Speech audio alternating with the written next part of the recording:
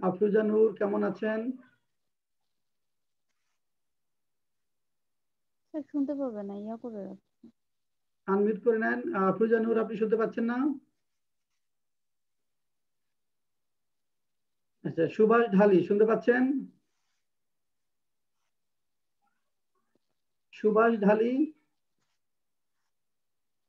যুগল জি ঢালি। স্যার। হ্যাঁ, শুনতে পাচ্ছেন? সুভাষ। হ্যাঁ, সুভাষ ঢালি শুনতে পাচ্ছেন? কেমন আছেন আপনারা? স্যার ভালো আছে, আপনি ভালো আছেন? হ্যাঁ, আছি আলহামদুলিল্লাহ ভালো। কি পড়বেন আজকে বলেন তো? স্যার জি আপনি স্যার। একটা পিডিএফ দিলেন, ওইটা কিসের, প্যাসেজের উপর? ওইটা হলো রিডিং প্যাসেজ। হ্যাঁ তো স্যার আজকে কি ওইটা পড়াবেন?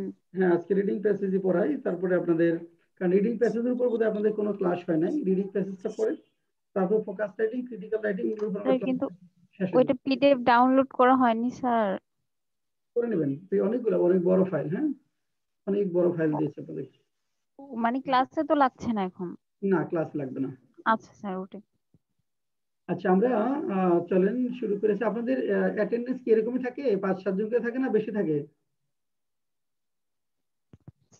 আস্তে আস্তে হয়তো হবে স্যার, 9টা বাজলে হয়তো অনেকে খেয়াল অনেকেই করতে আসবে। পারে। আচ্ছা, রিডিং প্যাসেজ, ব্যাংকের যে রিডিং প্যাসেজ গুলা, ওগুলা নাসিমা কতগুলো প্র্যাকটিস করেছেন এবং কোথায় সমস্যা দেখেছেন বলেন তো? স্যার আমি মানে আমি এতদিন পর আজকে আপনার ক্লাসে আসলাম। আমার ফাইনাল এক্সাম চলছিল, আমি শেষ করে। আচ্ছা আচ্ছা আচ্ছা, ফাইনাল এক্সাম। আর ব্যাংকের জন্য হ্যাঁ, কোনো রিডিং প্যাসেজ পড়েছেন? না না স্যার, আমার কোনো প্রিপারেশনই নাই, এখনই শুরু হয়েছে। এখনই শুরু হয়েছে। এখন দেখেন, রিডিং প্যাসেজের ক্ষেত্রে আমাদের যে কাজটি করতে হবে, আমরা রিডিং প্যাসেজে প্রথমে দেখব যে কোন ধরনের প্রশ্ন এই রিডিং প্যাসেজ থেকে আপনার আসতে পারে এবং সেই প্রশ্নগুলো কিভাবে দ্রুত আনসার করা যাবে সেটা কিছু কৌশল এবং কিভাবে প্রস্তুতি নিতে হবে তার বিস্তারিত আলোচনা আমরা করব। প্রথম হলো যে নেচার অফ কোশ্চেন্সে যদি যাই, একটা রিডিং প্যাসেজ থেকে যেমন আপনার থিমেটিক কোশ্চেন আসতে পারে, থিমেটিক কোশ্চেন আসতে পারে। এখন দেখেন, এই থিমেটিক কোশ্চেনটা আসলে কি, আমরা সেটা দেখি। এটা অধিকাংশ ব্যাংকেই সাধারণত এই থিমেটিক কোশ্চেনটা আসে। এখন সবচেয়ে বেশি ফ্রিকোয়েন্টলি আস্কড কোশ্চেন গুলো হলো থিমেটিক কোশ্চেন। অর্থাৎ একটা রিডিং প্যাসেজ দেওয়া থাকে, সেই রিডিং প্যাসেজের যে থিম, সেই থিম রিলেটেড 5টা বা 6টা কোশ্চেন আপনাকে করা হয়, প্রত্যেকটায় 4 বা 5 নাম্বার করে। কোনো পরীক্ষায় 20 নাম্বার, কোনো পরীক্ষায় 25 বা কোথাও 30 নাম্বার থাকে। তো 20 থেকে 30-এর একটা রিডিং প্যাসেজ আপনাকে উত্তর করতে হবে। এখানে থিমেটিক কোশ্চেনের মধ্যে অর্থাৎ কিছু আছে ইমপ্লিসিট কোশ্চেন, মানে এক্সপ্লিসিট কোশ্চেন কিছু আছে যে হুবহু দেওয়া আছে, ওইখান থেকে হয়তো 2টা বা 3টা কোশ্চেন থাকতে পারে। আর 2টা কোশ্চেন থাকে ইমপ্লিসিট কোশ্চেন, যেগুলো হুবহু রিডিং প্যাসেজে নাই, কিছুটা হিন্টস আছে, সেটা নিজের মতো করে আপনাকে লিখতে হবে। থিমেটিক কোশ্চেন যখন আপনি আনসার করবেন, প্রথম কাজ হলো যেটা, যে আমরা রিডিং প্যাসেজটা পড়বো কি পড়বো না, এটা একটা কোশ্চেন হতে পারে। যে স্যার, আমরা কি রিডিং প্যাসেজটা পড়ে তারপর থিমেটিক কোশ্চেনে যাব, নাকি সরাসরি থিমেটিক কোশ্চেন থেকে আমরা রিডিং প্যাসেজে চলে আসবো? এই সিদ্ধান্তটা আমরা অনেকেই নিতে পারি না। এখন দেখেন, এক্ষেত্রে আপনাদের ব্যাংকের যে পরীক্ষা, ওটা অনেক স্ট্রেস থাকবে। পরীক্ষায় অনেক চাপ থাকবে, দেখবেন যে সময় কভার করতে পারতেছে না, এরকম একটা অবস্থা হবে। তো সেই ক্ষেত্রে যদি দেখেন যে রিডিং প্যাসেজটা অনেক বড়, যদি দেখা যায় 2 পাতার একটা রিডিং প্যাসেজ আসছে, যেটা হয়তো পড়ে বুঝে আপনি যদি আনসার করতে চান, তাহলে হয়তো মানে পড়তেই হয়তো পড়তে এবং বুঝতেই 10 মিনিট সময় লেগে যাবে। সেই ক্ষেত্রে বড় রিডিং প্যাসেজের ক্ষেত্রে আপনি সরাসরি থিমেটিক কোশ্চেনে চলে যাবেন। সরাসরি থিমেটিক কোশ্চেনে চলে যাবেন এবং এখানে প্রথম কোশ্চেনের আনসারটা কোথায় আছে সেটা প্রথমে আপনি খুঁজে বের করবেন। প্রথম কোশ্চেনের আনসারটা কোথায় আছে সেটা প্রথমে খুঁজে বের করবেন। তারপরে পরের কোশ্চেনটা পাওয়া যাবে, তারপরে থাকবে, তারপরে পর, এভাবে কোশ্চেনগুলো আপনি সাধারণত পাবেন। কিন্তু যদি দেখা যায় যে রিডিং প্যাসেজটা 1 পেজের বা 1 পেজের কম, অর্ধেক পেজ, হাফ পেজ, অথবা আপনি একটা পেজের 2 ভাগের 3 ভাগ এরকম আছে, যদি দেখা যায় মানে 1 পেজের কম, সেই ক্ষেত্রে রিডিং প্যাসেজটা আপনি পড়ে নিতে পারেন, কারণ তখন অনেক বেশি তথ্য মাথায় থাকবে না। আর এখানে 4-5টা কোশ্চেনই তো থাকে। সেই ক্ষেত্রে রিডিং প্যাসেজ পড়ে আপনি থিমেটিক কোশ্চেনগুলোতে আসতে পারেন। এক্ষেত্রে সময়টা একটু বেশি লাগে, হয়তো 5 মিনিট সময় বেশি লাগবে। অন্যান্য মানে কোশ্চেন থেকে আসতে যে সময় লাগবে তার থেকে এখানে 5 to 7 মিনিট সময় বেশি লাগবে। বিসিএস পরীক্ষায় অনেক বড় রিডিং প্যাসেজ থাকে, সেই ক্ষেত্রে আমরা পরামর্শ দিই থিমেটিক কোশ্চেন থেকে তারপরে রিডিং প্যাসেজে যাওয়ার। আর ব্যাংকে যেহেতু শর্ট একটা রিডিং প্যাসেজ থাকে, সেক্ষেত্রে আপনি রিডিং প্যাসেজটা প্রথমে পড়ে নিতে পারেন, তারপর আমরা থিমেটিক কোশ্চেনে যেতে পারি। এখন থিমেটিক কোশ্চেনের আমরা যখন আনসারটা করব, তখন আপনি যেটা করতে হবে সেটা হলো যে you can not copy any line from the reading passage. দেখেন আমি একটু বলি থিমেটিক কোশ্চেনটা তাহলে কি। এখানে আপনি থিমেটিক কোশ্চেন যখন আনসার করবেন, you can not copy from the reading passage, অর্থাৎ you can not copy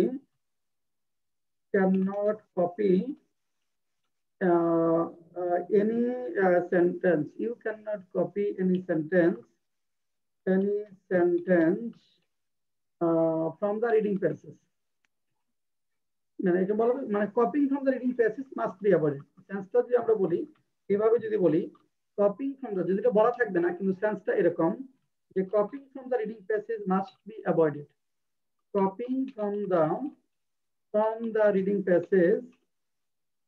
passage must be avoided. প্রথম কথা হলো যখন আমরা থিমেটিক কোশ্চেনের আনসার করব, প্রথম কাজ হলো যে copying from the reading passage must be avoided. Answer should be on your own words or phrasing. আনসারটা হতে হবে, answer should be on your own word and phrasing. দেখেন answer should be on your own wording or phrasing. এটা হলো আমাদের reading passage thematic কোশ্চেনের মূল কথা। Copying from the reading passage must be avoided. Answering should be on your own wording or phrasing. অর্থাৎ নিজের মতো করে আপনাকে আনসারটা করতে হবে। তাহলে এখানে প্রশ্ন হতে পারে যে আমরা কপি করতে পারবো না, আমরা যদি রিডিং প্যাসেজ থেকে কপি করতে না পারি তাহলে আমরা আসলে কিভাবে নিজের মতো করে লিখব? তাহলে আমাদের প্রশ্নটা কি রিলেভেন্ট থাকবে না ইররিলেভেন্ট হবে? এখানে আমাদের একটা জিনিস মনে রাখতে হবে যে আপনি কিন্তু এখানে কোনো টেকনিক্যাল ওয়ার্ড সিনোনিমস অ্যান্টোনিমস ব্যবহার করবেন না। কোনো টেকনিক্যাল যে ওয়ার্ডগুলো আছে সেগুলো কিন্তু আপনি সিনোনিমস অ্যান্টোনিমস ইউজ করা যাবে না। এখন এখানে রিডিং প্যাসেজ থেকে কপি করবেন না মানে হলো যেখানে আপনি আনসারটা পাবেন সেখানকার যে স্ট্রাকচারটা আছে সেই স্ট্রাকচারটা আপনি ভেঙে দেবেন, ভেঙে আপনি নিজের মতো করে করবেন। এই ক্ষেত্রে যদি আপনি কোশ্চেন থেকে আনসার শুরু করেন, অর্থাৎ আমরা যদি কোশ্চেন থেকে আনসারটা শুরু করি এবং রিডিং প্যাসেজে যে ফরম্যাটে বা যে স্ট্রাকচারগুলো আছে সেই স্ট্রাকচারগুলো আমরা চেঞ্জ করে যদি লিখি এবং ওইখানে যে শব্দগুলো আছে দুই তিনটা শব্দ যদি আমরা সিনোনিমস আকারে নিয়ে আসি, বিশেষ করে অ্যাডজেক্টিভ, ভার্ব, অ্যাডভার্ব যে শব্দগুলো আছে আমরা দুই একটা শব্দ যদি সিনোনিমস আকারে উপস্থাপন করি এবং সেন্টেন্স স্ট্রাকচারটা যদি চেঞ্জ করে দেই তাহলেই কিন্তু আপনার নিজের ভাষায় হয়ে যাবে। এখানে কোনো টেকনিক্যাল ওয়ার্ড কিন্তু আপনার সিনোনিমস লেখা যাবে না। ধরুন আপনার ডিজিটাল বাংলাদেশ আসছে, আইসিটি আসে, এরকম কোনো টেকনিক্যাল ওয়ার্ডের সিনোনিমস লেখা যাবে না। এখানে টেকনিক্যাল ওয়ার্ডটা ঠিক রাখতে হবে, দুই একটা শব্দ সিনোনিমস আকারে আমরা লিখবো এবং যে সেন্টেন্স স্ট্রাকচারটা যেভাবে আছে সেই তার একটা ভিন্ন স্ট্রাকচার। যদি দেখা যায় সিম্পল সেন্টেন্স আছে আপনি কমপ্লেক্স কম্পাউন্ডে নিয়ে আসেন, অথবা ওইখানে দুই তিনটা সিম্পল সেন্টেন্স একটা বিষয় আলোচনা করেছে, আপনি একটা সিম্পল সেন্টেন্স লিখেন কিন্তু ইনফিনিটিভ পার্টিসিপল জিরান ব্যবহার করার মাধ্যমে লেখেন, ইনফিনিটিভ পার্টিসিপল জিরান ব্যবহার করার মাধ্যমে করেন, তাহলেই আপনার নিজের ভাষায় হয়ে যাচ্ছে। তাহলে copying from the reading passage must be avoided. Answer should be on your own wording or phrasing. নিজের ওয়ার্ডিং ফ্রেজিং, এখানে ইডিয়মস এন্ড ফ্রেজ আপনি দুই একটা আনতে পারেন, এইভাবে আপনি চেঞ্জ করতে পারেন। এটা হলো আমাদের প্রথম কথা, যেটা এটা করা যাবে না। আরেকটা বিষয় হলো যে আমরা যখন এই আনসারগুলো লিখব আমাদের আনসারটুকু কতটুকু হবে, এই কোশ্চেনটা অনেকে আমাদেরকে করে যে আনসারটা কতটুকু হবে। এখানে আনসারটা আপনার নর্মালি যেটা হতে পারে যে যতটুকু রিলেভেন্ট আপনি ততটুকুই লিখবেন, আননেসেসারিলি আনসার বড় করার দরকার নেই। আননেসেসারি রিডিং প্যাসেজ বলা হয়নি আপনি ইনফার করে অনুমান করে কিছু বলছেন, আপনার কোনো সাজেশন নিয়ে আসতেছেন, এরকম করা যাবে না। রিডিং প্যাসেজে যেটুকু আছে ওইটাই আপনি নিজের ভাষায় উপস্থাপন করবেন। সেটা 2 লাইন হলো 2 লাইন, 4 লাইন হলো 4 লাইন, 6 লাইন হলো 6 লাইন। যদি 1 লাইন হয় তাহলে আপনি সেটা 1 লাইনেই লিখবেন। দেখেন তো এই পর্যন্ত কারো কোনো কোয়েরি আছে? এই পর্যন্ত কারো কোনো কোয়েরি আছে কিনা বলো। স্যার তাহলে বেসিক বুঝেছে যে মানে মূল থিমটা ঠিক রাখা লাগবে, কিন্তু সেন্টেন্সটাকে মানে অর্ডার করে সাজানো যাইতে পারে, হ্যাঁ, কিন্তু সেন্টেন্সটা অ্যাডিশনাল নরমালি কিছুই যেটা, করা হ্যাঁ যাবে না। হ্যাঁ, সেন্টেন্সটা ওই যেটা বললাম যে দুইটা শব্দ সিনোনিমস ইউজ করেন, হ্যাঁ, আর সেন্টেন্সটা স্ট্রাকচারটা যে ভেঙে নিজের মতো করেন, তাহলেই কিন্তু আপনার নিজের ভাষায় হয়ে গেল। স্যার যদি খুবই হার্ড দেয় যে পারছি না, সেই ক্ষেত্রে যদি ওখান থেকে মানে লিখে রেখে দিই, তাহলে কি মানে মার্ক কি দেন না, না কম দেয়? আচ্ছা, এখন অনেক সময় রিডিং প্যাসেজটা আপনার ধরেন বোঝা যায় না, এরকম হয় তাই না? জি রিডিং স্যার। প্যাসেজটা ছোট একটা রিডিং প্যাসেজ থাকে, রিডিং প্যাসেজটা ওই 10 লাইনের রিডিং প্যাসেজ, কিন্তু সেন্সটা অনুমান করা যায় না। তো ওরকম যদি হয়, সেই ক্ষেত্রে সেন্স অনুমান করতে না পারলে আসলে আপনি আহ, যেটা বললাম ওই যে হুবহু আনসার যখন থাকে, কিছু কোশ্চেন আছে যে হুবহু আনসারটা রিডিং প্যাসেজে আছে, যে ওইখান থেকে আনসারটা হবে এটা আপনি বুঝতেছেন। আর হয়তো 5টা কোশ্চেন আছে, 3টা আপনি ধরতে পারতেছেন যে 3টা আনসার হুবহু আছে। আর 2টা কোশ্চেন এটা বোঝা যাচ্ছে না, হালকা ইনফার করা আছে, যেটা আপনি বুঝতে পারছেন না। এখন যেগুলো বুঝতে পারছেন যে আনসারটা ওইখানেই আছে, কিন্তু আপনি নিজের মতো করে সাজাতে পারছেন না, তখন হ্যাঁ ওইটা কোশ্চেন থেকে আনসারটা শুরু করবেন, ওই পার্টটুকু লিখবেন। কারণ যখন অনেক সময় দেখা যায় যে আপনার 10 মিনিটের রিডিং প্যাসেজ লিখতে হবে, তখন আসলে কিন্তু এত কিছু চিন্তা করবার সুযোগ সাধারণত থাকে কম। যদি 10 মিনিটে লিখতে হয়, তখন এত কিছু চিন্তা করবার সুযোগটা কম থাকে। তখন আপনি সময় যখন কনস্ট্রেন, তখন আপনি ওইখান থেকে লিখলেন, দুই একটা শব্দ চেঞ্জ করলেন, কোশ্চেন থেকে আনসারটা শুরু করলেন, তাহলে অনেকখানি চেঞ্জ হবে। চেষ্টা করবেন একটু পরিবর্তন হলেও যেন করবার। হ্যাঁ, হুবহু লিখলে নাম্বারটা কম করবেন, জিরো পাবেন না আপনি। হয়তো হুবহু আপনি লিখেছেন সামান্য পরিবর্তন করে, সেক্ষেত্রে আপনি 40 বা 45% নাম্বার পেলেন। বেশ পরিবর্তন করে লিখেছেন, হয়তো আপনি 70% নাম্বার পেলেন। অনেক পরিবর্তন করে লিখেছেন, আপনি 90% নাম্বার পাবেন। এটা নাম্বার ভেরিয়েশন হবে, জিরো পাবেন না, মানে ভুল না হলে জিরো পাবেন না। অর্থাৎ যদি আনসারটা এখানে আছে, আনসার যদি বুঝতে পারেন আপনি জিরো পাবেন না, কিন্তু আনসার যদি বুঝতে না পারেন তাহলে আপনি জিরো পাবেন। স্যার মানে টাইটেল নিয়ে একটু কথা বললেন তো, একটা কোশ্চেন দেখছিলাম ওখানে Yes, বলছে যে হ্যাঁ, প্যাসেজের টাইটেল, টাইটেল কি ওটা আপনি হতে না পারে? বললে আমি যেতাম। টাইটেল, গুড, আসেন। Title of the reading passage, title of the reading passage.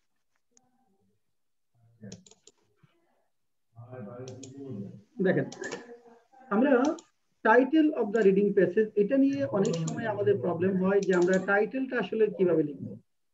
Normally reading প্যাসেজে title যখন লিখবেন, টাইটেলের মধ্যে সাধারণত ভার্ব ইউজ হবে না। টাইটেলটা ভার্ব ছাড়া লিখবেন, এটা চেষ্টা করবেন নাউন ফর্মে রাখার, অথবা জিরান ফর্মে রাখার, অথবা ইনফিনিটিভ ফর্মে রাখার। টাইটেলের মধ্যে আপনি ইনফিনিটিভ, জিরান অথবা নাউন ফর্ম ইউজ করে টাইটেলটা লিখবেন। টাইটেলের মধ্যে কোনো ভার্ব থাকবে না, মানে টাইটেলটা কমপ্লিট সেন্টেন্সে হবে না, এক। আর রিডিং প্যাসেজের টাইটেলটা পড়েই বুঝতে পারতে হবে যে এই রিডিং প্যাসেজটা কি সম্পর্কে। অর্থাৎ রিডিং প্যাসেজ সম্পর্কে একটা ক্লিয়ার আইডিয়া টাইটেলের মাধ্যমে আসবে। তাহলে টাইটেলের মধ্যে কি থাকবে না, কোনো ভার্ব থাকবে না। টাইটেলের মধ্যে কোনো ভার্ব থাকবে না, এটা হয় নাউন ফর্মে হবে, অথবা ইনফিনিটিভ ফর্মে হবে, অথবা জিরান ফর্মে হবে।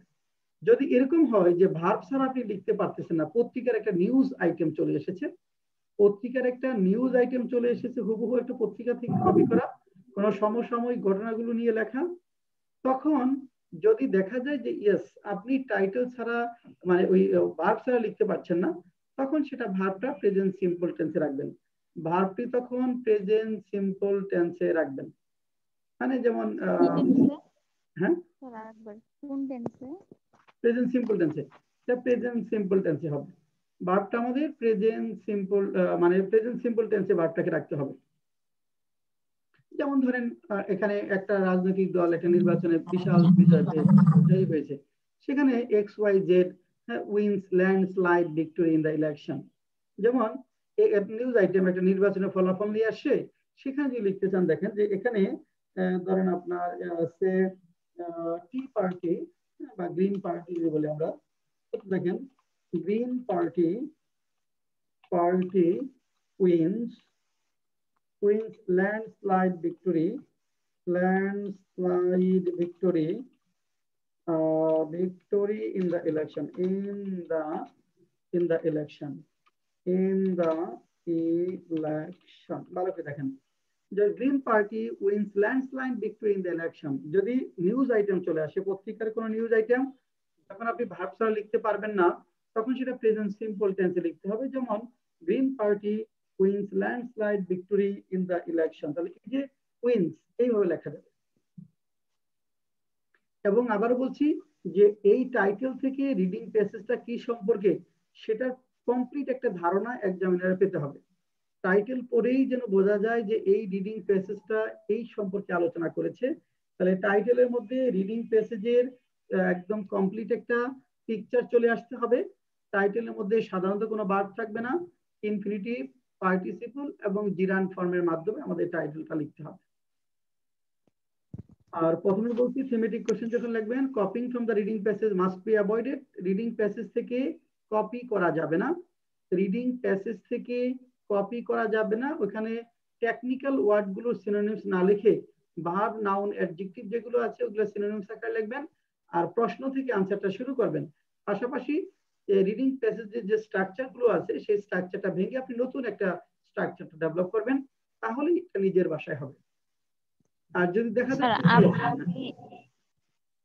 স্যার আপনি যে টাইটেলটা লিখলেন এটা তো তাও একটু মানে আকারে একটু মানে অনেকগুলো ওয়ার্ড আসছে, 4-5টা বা 6টা।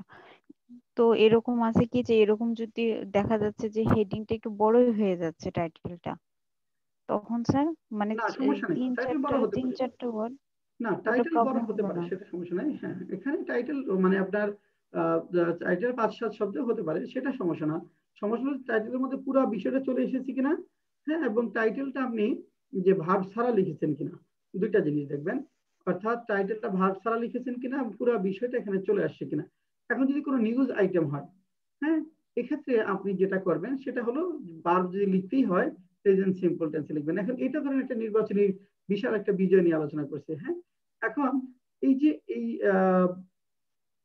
এই ফর্ম ছাড়া এখানে যেটা লিখলাম, ধরেন তো ভার্ব দিয়ে লিখেছি, এটা যে আমাদের ভার্ব ছাড়া লিখতে হয়, তাহলে কি লিখতে পারি বলুন তো? Green party wins massive victory, এরকম এরকম। উইন্স জানলেন, ভার্ব ছাড়া বলেন। ও ভার্ব ছাড়া স্যার, গ্রিন পার্টি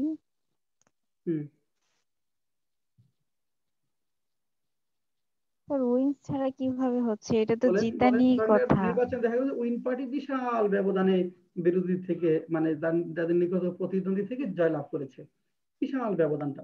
এবং সেটা গ্রিন প্যাসেজ বোঝা যাবে যে ব্যাপক মার খেয়েছে বিরোধী দলগুলো বা অন্যান্য রাজনৈতিক দলগুলো এদের কাছে। সেটা আমরা ভার্ব ছাড়া লিখতে চাই। সেন্সটা এরকম, বলেন কি লিখবো? ভার্ব ছাড়া sir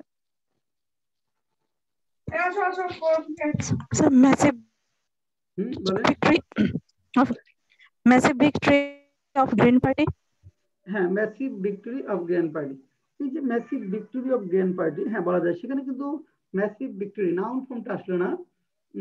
massive victory of green party, massive victory of green party in the election, হ্যাঁ, বা landslide victory of the green party in the election, এটা বলতে পারেন ল্যান্ডস্লাইড ভিক্টরি, হ্যাঁ, of the green party in the election. দিয়ে হবে the green party. হ্যাঁ, আর কি হতে পারে?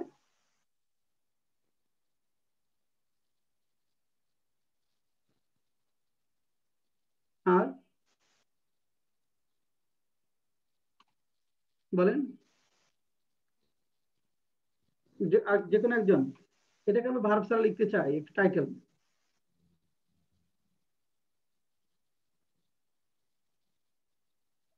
জিরান দিয়ে বলুন তো, জিরান।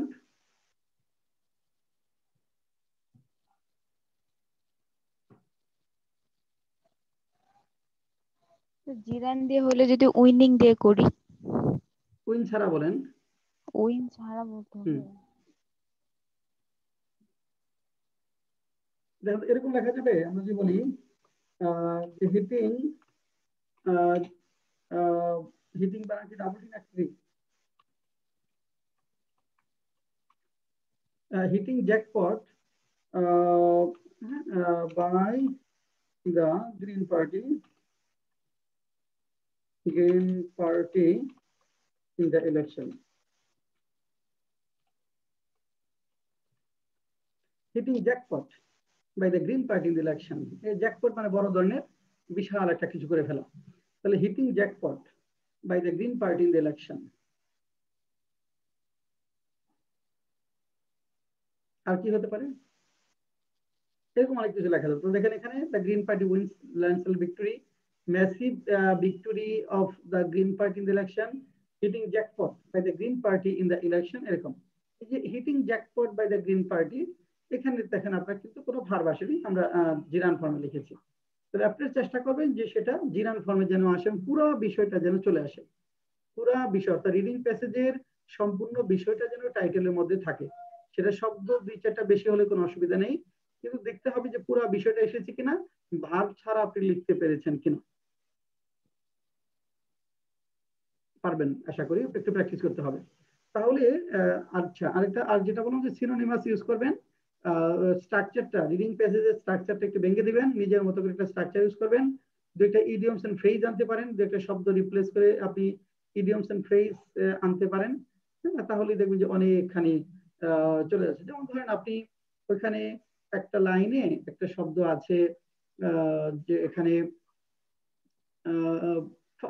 র্যাপিডলি, ধরেন একটা শব্দ দেওয়া আছে যে একটা র্যাপিডলি একটা জিনিস, যেখানে জীবনযাত্রার যে কস্টিংটা সেটা র্যাপিডলি বেড়ে যাচ্ছে, এরকম এই র্যাপিডলি, হ্যাঁ র্যাপিডলি এই শব্দটা, বা ড্রামাটিক্যালি এরকম একটা শব্দ আছে, দ্রুত, ফাস্ট ইত্যাদিতে যাচ্ছে। এখন ধরুন এই র্যাপিডলিটা আপনি ধরেন চেঞ্জ করতে চান, এই র্যাপিডলিটা ইউজ করবেন না, এর পরিবর্তে আপনি একটা শব্দ ইউজ করবেন যেটা দ্বারা বোঝা যাবে যে আপনি নিজের মতো করে। কি লেখা যাবে বলেন তো?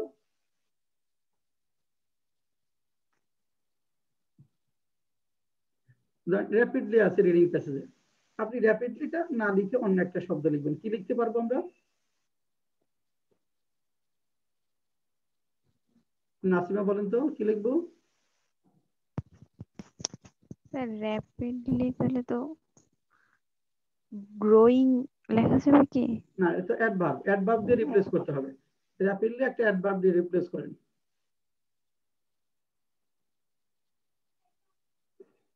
ফাস্ট লেখা যাবে না? হ্যাঁ, ফাস্টলি লেখা যাবে, লেখা দ্রুত যাবে। আকারে ছড়াচ্ছে। র্যাপিডলি ফাস্ট লেখি, যদি আমি এরকম লিখি দেখুন তো, যে by leaps and bound, leaps and bounds. লেখা যাবে? হ্যাঁ, লিপস এন্ড এই বাউন্ডস। শব্দটা যদি আপনি নিয়ে আসেন, অনেক স্মার্ট হবে না, অনেক স্ট্যান্ডার্ড হবে না? The অবশ্যই prices এটা। of essential commodities are increasing by leaps and bounds, বলা যাবে? জি স্যার। একটা শব্দেই কিন্তু দেখেন আপনার পুরো সেন্সটা চেঞ্জ করে দিয়েছে, একটা শব্দেই আপনার পুরো একদম লাইনটা অনেক স্মার্ট করেছে, অর্থাৎ ভালোর কোনো শেষ নেই। এবং আপনি চাইলেই কিন্তু বাই লিপস এন্ড বাউন্সটা আপনি লিখতে পারবেন না, এটা 1-2 দিন চিন্তা করলে ইডিয়মস এন্ড ফ্রেজ বাক্যে ইউজ করা যায় না। যখনই এক্সামিনার দেখবে যে আপনি by leaps and bounds use করেছেন, অর্থাৎ ইডিয়মস এন্ড ফ্রেজ ইউজ করেছেন মাঝে মাঝে, তখন এক্সামিনার আপনার ডেপথটা বুঝতে পারবে। কারণ যাদের অল্প প্রস্তুতি বা কম প্রস্তুতি তারা কখনোই বাক্যে ইডিয়মস এন্ড ফ্রেজ ইউজ করতে পারবে না। দেখেন তো বুঝতে পেরেছেন নাকি বুঝতে পারেন আমার কথাটা? জি স্যার, ক্লিয়ার। হ্যাঁ ক্লিয়ার। আচ্ছা, হ্যাঁ বলেন, আপনাদের কোয়েরি নেই আগে, তারপরে আমরা আলোচনা করবো আরো। এই পর্যন্ত আপনাদের আর কোনো কোয়েরি আছে কিনা, রিডিং প্যাসেজ করতে গিয়ে সম্মুখীন হয়েছেন এরকম কোনো কোয়েরি আছে কিনা?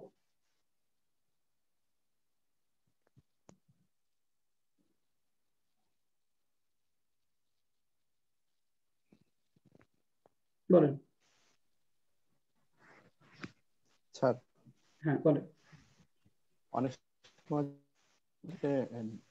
ডেফিনেশন আসে যে এটা হয়তো বা ডেফিনেশনটা কি কোন একটা ওয়ার্ডে, সেক্ষেত্রে আসলে কিভাবে লেখা ওইটা উচিত? আমি যে দেখেন কতগুলো কথা বলেছি, আমি বলেছি দেখেন প্রথমে খেয়াল করে দেখেন, আমরা নেচার অফ কোশ্চেনের মধ্যে প্রথমে বলেছি থিমেটিক কোশ্চেন, পরে দেখেন আছে কন্টেক্সচুয়াল মিনিং, তাই না?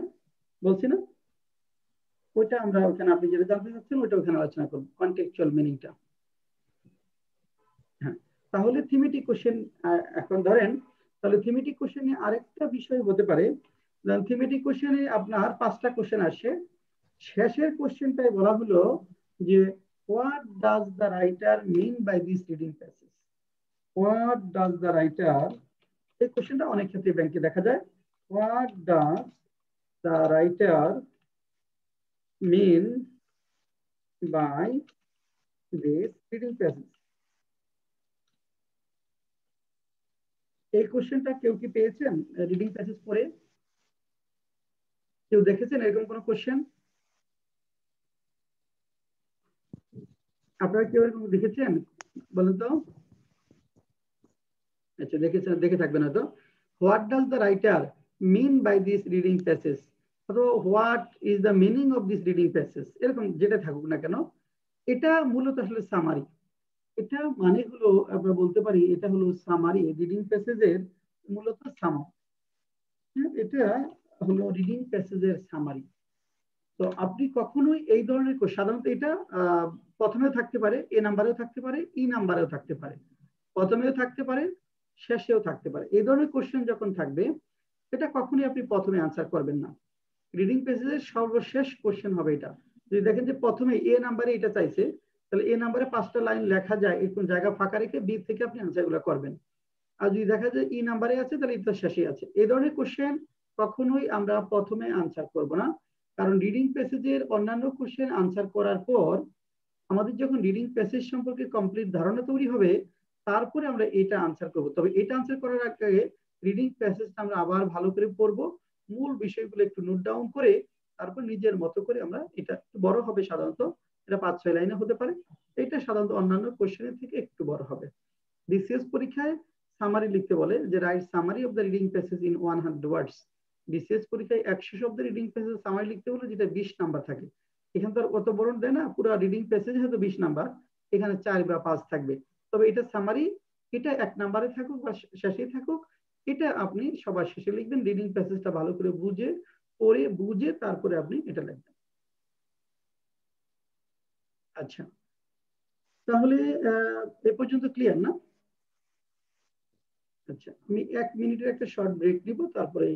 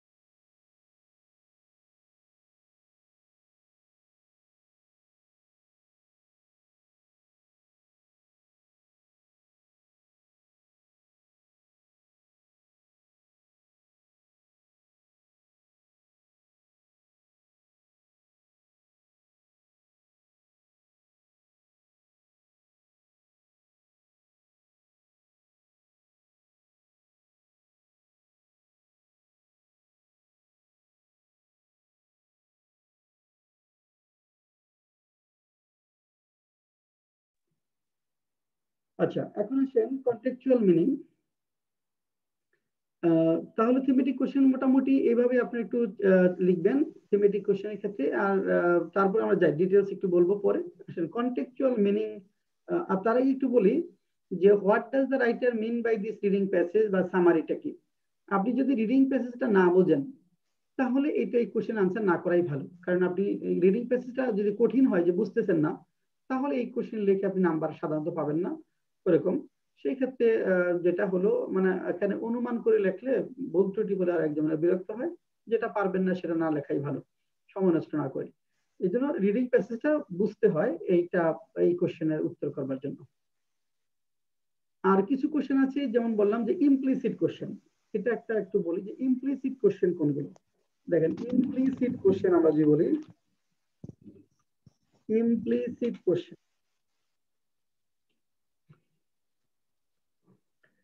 implicit questions আর explicit questions।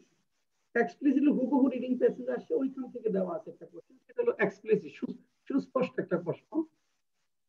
আর ইমপ্লিসিট হলো পরোক্ষ উল্লেখ, রিডিং প্যাসেজে হুবহু বলা নাই, একটা ওয়ার্ডের মধ্যে একটু সেন্স শুধু দেওয়া আছে, তো সেটা আপনাকে ওইখান থেকে সেন্সটা বুঝে আপনার মতো করে লিখতে হবে। সেটা এই জায়গাটাতে আসলে আপনি কি বুঝেছেন, কি মিন করেন, এখানে আপনার কিছু ইনট্রুশন আপনি এখানে নিয়ে আসতে পারেন। এই বিষয়টা সম্পর্কে আপনার অন্তর্দৃষ্টি, আপনার প্রজ্ঞা এরকম কি বলে সেরকম একটা বিষয় এখানে আসতে পারে ইমপ্লিসিট কোশ্চেনের ক্ষেত্রে।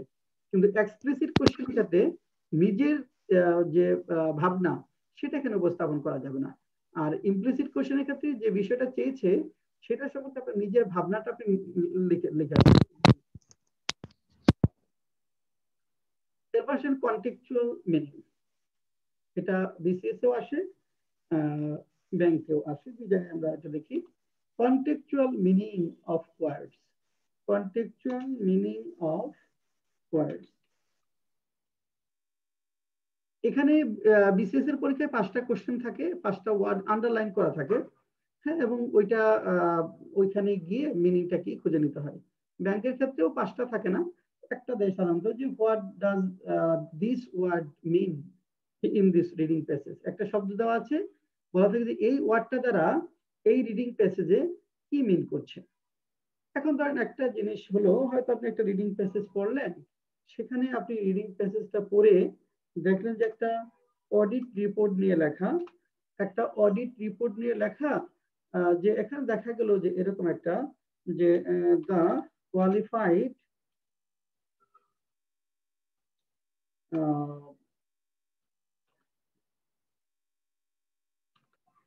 দেখা গেল দা qualified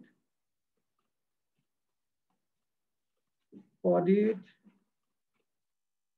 report, qualified audit report was submitted by the authority concerned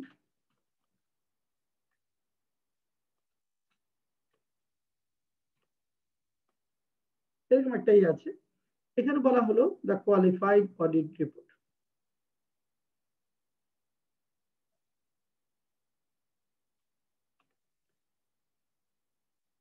এখন দেখেন এখানে এই কোয়ালিফাইড অডিট রিপোর্ট বলতে এখানে কি বুঝিয়েছে সেটা, যে what does the word qualify mean in the above sentence, অথবা ইন সেন্টেন্স 10, 10 নম্বর সেন্টেন্সে কোয়ালিফাইড ওয়ার্ডটা দ্বারা কি বুঝিয়েছে, বা what does the writer mean by the word qualify. এখানে কি বুঝাচ্ছে একটু বলেন তো কেউ একজন। স্যার দক্ষ, ফাইনাল, মানে স্কিল লিখবো, স্কিলড, ফাইনাল, ওকে। তাহলে আপনারা যে শব্দগুলো বলছেন আমরা একটু লিখি। আর অ্যাপ্রুভড। আচ্ছা, আপনারা লিখছেন যে স্কিল, অথবা বলছেন ফাইনাল, অথবা বলছেন অ্যাপ্রুভড, হ্যাঁ, অথবা কি হতে পারে আর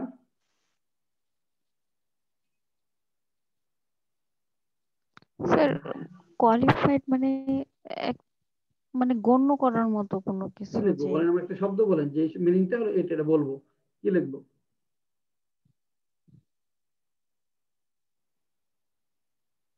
হ্যাঁ, এটা অর্থ হলো খাঁটি বাংলা শব্দে ব্যাড। আপনি কেউ নাম্বার পাবেন না এখানে। হ্যাঁ, এখানে কোয়ালিফাইড অডিট রিপোর্ট মানে বাজে একটা অডিট রিপোর্ট, মানে ডিসকোয়ালিফাইড, মানে আমরা যেটা বলি যে ব্যাড অডিট রিপোর্ট। হ্যাঁ, যেটা হলো ব্যাড অডিট রিপোর্ট, হ্যাঁ, কনকক্টেড, মন গড়া একটা অডিট রিপোর্ট। এটা কোয়ালিফাইড অডিট রিপোর্ট মানে বাজে একটা অডিট রিপোর্ট, গুণগত মান নেই এরকম একটা অডিট রিপোর্ট। তাহলে ওইখানে ওইটার মিনিংটা আপনাকে জানতে হবে। তাহলে এক্সাক্ট মিনিংটা কি? তাহলে এই যে একটা শব্দ একটা এক এক জায়গায় এক এক ধরনের অর্থ দেয়, তাহলে সেই ওই সেন্টেন্সে ওই ওয়ার্ডটা কি অর্থ দিচ্ছে সেই অর্থটা আপনাকে লিখতে হবে। তাহলে এখানে আবার বলছি কন্টেক্সচুয়াল মিনিং হলো যে একটা স্পেসিফিক ওয়ার্ড আপনার ওইখানে ওই লাইনে কি অর্থ দিচ্ছে সেইটার মিনিংটা আপনাকে এখানে উপস্থাপন করতে হবে। এক্সাক্ট মিনিং, আপনি এটার অনেক অর্থ জানতে পারেন, সেটা এখানে আসবে না। এক্সাক্ট মিনিংটা ওই লাইনে এই ওয়ার্ডের এক্সাক্ট মিনিংটা আপনাকে লিখতে হবে। দেখেন তো আইডিয়াটা ক্লিয়ার কিনা কন্টেক্সচুয়াল মিনিং অফ ওয়ার্ড সম্পর্কে? স্যার এই লাইনটা কি প্যাসেজের মধ্যে থাকবে? থাকবে, হ্যাঁ, প্যাসেজের মধ্যে থাকবে, প্যাসেজের মধ্যে থাকবে, ওই লাইনটা প্যাসেজের মধ্যে থাকবে। বলা থাকতে পারে যে এখানে একটা আন্ডারলাইন করে দেওয়া থাকলো, বলো যে এই 10তম লাইনে এই কোয়ালিফাইড মিনিংটা কি দ্বারা কি বোঝাচ্ছে, অর্থাৎ রিডিং প্যাসেজের 10ম লাইনে কোয়ালিফাইড ওয়ার্ডটা দ্বারা কি বোঝাচ্ছে, বা 15তম লাইনে এটা কি বোঝাচ্ছে, অথবা রিডিং প্যাসেজে এই কোয়ালিফাই শব্দটা দ্বারা কি বোঝাচ্ছে, এরকম থাকতে পারে। সেটা হলো কন্টেক্সচুয়াল মিনিং। হয়তো এটা একটা শব্দের জন্য আপনার ধরেন 4 নাম্বার বা 5 নাম্বার দেওয়া আছে। তাহলে এখানে আপনি এই শব্দটা যে কন্টেক্সচুয়াল মিনিং যেটা হবে ওইটা আপনি এক শব্দে লিখতে পারেন, 2-3 শব্দে লিখতে পারেন, ফ্রেজ এন্ড ইডিয়মস দ্বারা লিখতে পারেন। হ্যাঁ, লিখে যেহেতু 4 নাম্বার বা 5 নাম্বার, বিশেষ 1 নাম্বার থাকে তো এই জন্য 2-3 শব্দ লিখতে বলি। এটা লিখার পরে যে এটা দ্বারা এটা কেন বোঝাচ্ছে সেটা আপনি একটা লাইনে বা 2টা লাইনে ব্যাখ্যা করতে পারেন। যখন 5 নাম্বার থাকবে তখন এটার মিনিংটা লিখে ওইটা একটু ব্যাখ্যার দিকে আপনি যাবেন। স্যার এটার ব্যাখ্যা তাহলে কি হবে? দ্য কোয়ালিফাইড অডিট ওটা তো রিপোর্ট আগে পরে সেন্টেন্স থাকবে, ওইটা দেখে ব্যাখ্যাটা আসবে আর কি। এটা যে লাইন এটা থাকবে এটার আগে পরে তো আরো লাইন থাকবে। হ্যাঁ, ওইটা থেকে ব্যাখ্যাটা আসবে মূলত, আগে পরের থেকে ওই লাইনটার সাথে আগে পরে তো লিঙ্ক থাকবে লাইন, সেখান থেকে আপনি এক্সপ্লেনেশনটা নিয়ে আসবেন। তারপরে তো বলা থাকবে যে এখানে একটা লাইন মাঝখানে বলে পরে বলা আছে রিজেক্টেড।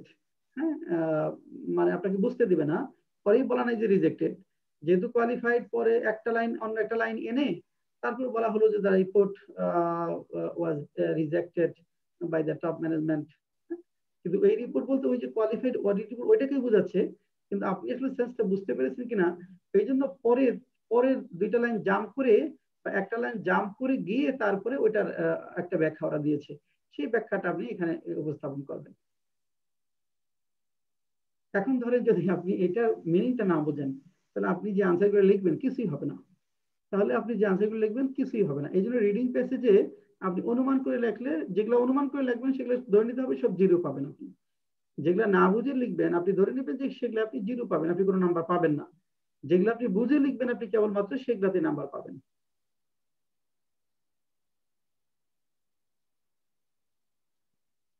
আচ্ছা আচ্ছা, এরপরে বলছি দেখেন মাল্টিপল চয়েস কোশ্চেন। এরপরে কন্টেক্সচুয়াল মিনিং গুলো সাধারণত একটু কঠিন হয়, একটু দক্ষতা থাকতে হয় আমাদের। মাল্টিপল চয়েস কোশ্চেন,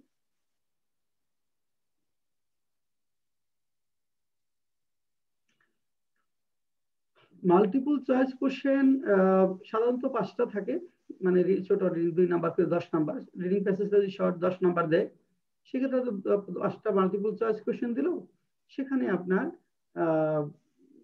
5টা কোশ্চেন 2 করে 10 নাম্বার, এরকম ক্ষেত্রে মাল্টিপল চয়েস যে বেস্ট আনসার কোনটা, এখানে লেখক এই কথা দ্বারা এখানে কি বুঝিয়েছেন, এরকম 4টা অপশন দিল। তারপর এটা দ্বারা কি ইত্যাদি ইত্যাদি বলা থাকলো, এগুলা সাধারণত অত কঠিন হয় না। তো এখানকার মধ্যে একটা কোশ্চেন সাধারণত যখন থাকে যে এইটা দ্বারা লেখক কি বুঝিয়েছেন বা এই নিচের কোন বিষয়টা রিডিং প্যাসেজে বলা হয়নি, একটা লাইন বলে যে নিচের কোন বিষয়টি রিডিং প্যাসেজে বলা হয়নি, অর্থাৎ একটা হয়তো আপনার ধরুন এখানে একটা ইনভেনশন নিয়ে কথা বললো, হ্যাঁ, একটা ইনভেনশন, একটা আবিষ্কার নিয়ে কথা বলা হলো।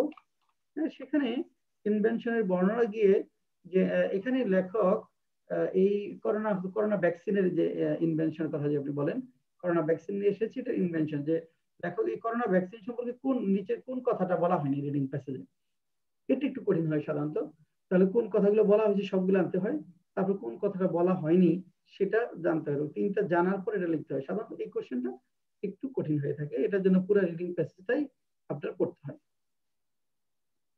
এরকম একটা কোশ্চেন সাধারণত থাকে, 5টা কোশ্চেন থাকলে একটা কোশ্চেন দেখবেন যেটা একটু কঠিন হবে, বা এটা দ্বারা লেখক কি বোঝাতে চেয়েছেন, হতে পারে যে এই ওয়ার্ডটা দ্বারা বা এই রিডিং প্যাসেজ দ্বারা লেখক এখানে কি বোঝাতে চেয়েছেন, এই রিডিং প্যাসেজটা দ্বারা লেখক কি বোঝাতে চেয়েছেন, বা ওই উদাহরণ দ্বারা লেখক কি বোঝাতে চেয়েছেন, এই ঘটনার মাধ্যমে লেখক এখানে কি বোঝাতে চেয়েছেন, এরকম যে থাকবে লেখকের অভিব্যক্তিটা কি, লেখক কি মিন করছেন, সেটা আপনি যখন জানতে চাইবে, সেটা কিন্তু সাধারণত একটু কঠিন হবে। মানে রিডিং প্যাসেজটা না বুঝে এটা লেখা যাবে না, যেহেতু নেগেটিভ মার্কিং নাই, আপনি না বুঝে আনসার দিতে পারেন। ধরেন আপনি সময় নাই, এখন 4টার মধ্যে আপনি আন্দাজে দাগ দিতে পারেন যদি হয় বাই চান্স।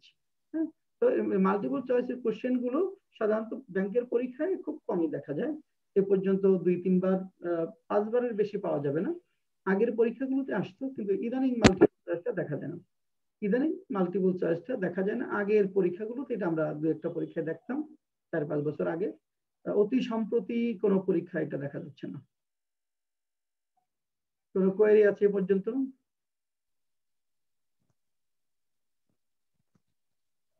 না।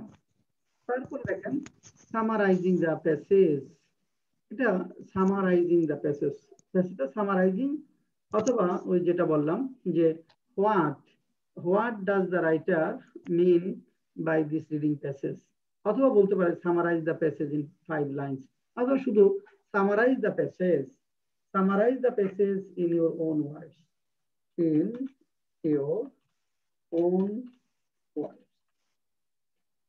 দেখেন summarise the passage in your own words, অর্থাৎ এই প্যাসেজটা আপনার নিজস্ব শব্দে সামারাইজ করেন, তার মানে সামারি লিখতে বলেছে।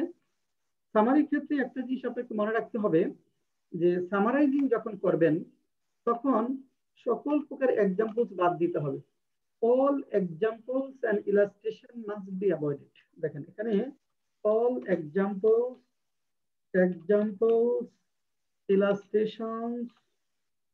illustrations, data, figure,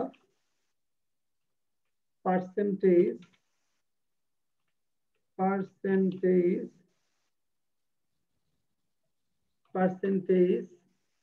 all examples, illustration, data, figure, percentage must be avoided. দেখেন সকল প্রকার উদাহরণ বাদ দিতে হবে, ইলাস্ট্রেশন বাদ দিতে হবে, ডেটা বাদ দিতে হবে, ফিগার বাদ দিতে হবে, পার্সেন্টেজ বাদ দিতে হবে, এগুলা সামারিতে থাকবে না, সামারিতে এগুলো থাকবে না। তাহলে এগুলো আপনি কি করে বলবেন? তাহলে আপনি সকল উদাহরণ বাদ দেন, ইলাস্ট্রেশন, ডেটা, ফিগার বাদ দেন। ধরেন আপনি বাংলাদেশের ইকোনমিক যে ডেভেলপমেন্ট সেটা নিয়ে একটা রিডিং প্যাসেজ আসছে পরীক্ষায়, এবং সেখানে ওয়ার্ল্ড ব্যাংকের প্রেসিডেন্টের একটা স্টেটমেন্ট আছে, যিনি হাইলি প্রেজ করেছেন, এটা আইএমএফ এর চিফের একটা স্টেটমেন্ট আছে, এবং ওয়ার্ল্ড লিডার্স, সুপার পাওয়ার যারা, তাদের এখানে স্টেটমেন্ট আছে। এখানে আমাদের প্রতিবেশী দেশের রাষ্ট্রপ্রধান অথবা প্রাইম মিনিস্টার একটা স্টেটমেন্ট, এরকম 5-7 জন ব্যক্তির, বিখ্যাত ব্যক্তির ডিরেক্ট কোটেশনের মধ্যে বেশ কয়েকটা লাইন আছে। এখন এগুলা তো উপেক্ষা করা যাবে না, কিন্তু আমার বলা হচ্ছে কিন্তু সেটা তো এক্সাম্পলের মধ্যে আসে, ওইটা আমাকে বলা হচ্ছে যে এক্সাম্পল বাদ দিতে হবে। তাহলে আমরা তাদের কথাগুলো কি পুরোপুরি বাদ দিয়ে দিব না কোনোভাবে লিখবো বলেন তো?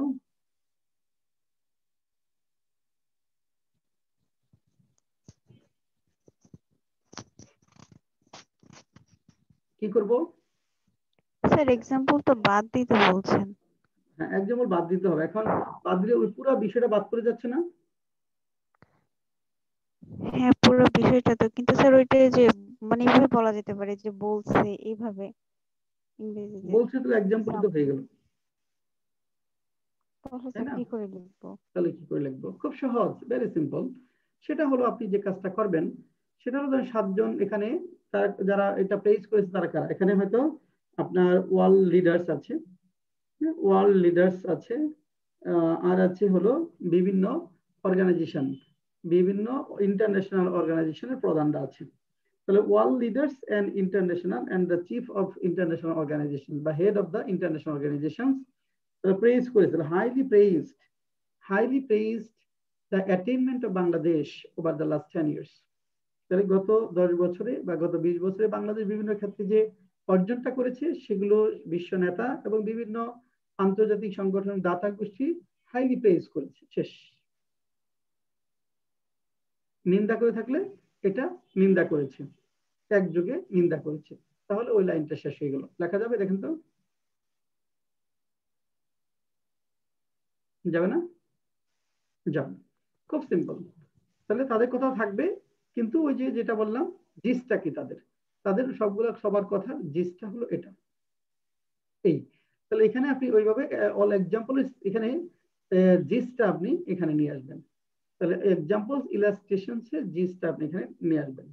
এখন ডেটা ফিগার পার্সেন্টেজটা কিভাবে আমরা নিয়ে আসবো? ডেটা ফিগার, এখন ধরেন বাংলাদেশের যে উন্নয়নের ফিরিস্তি বর্ণনা করে একটা রিডিং পেজ এসেছে, সেখানে আমাদের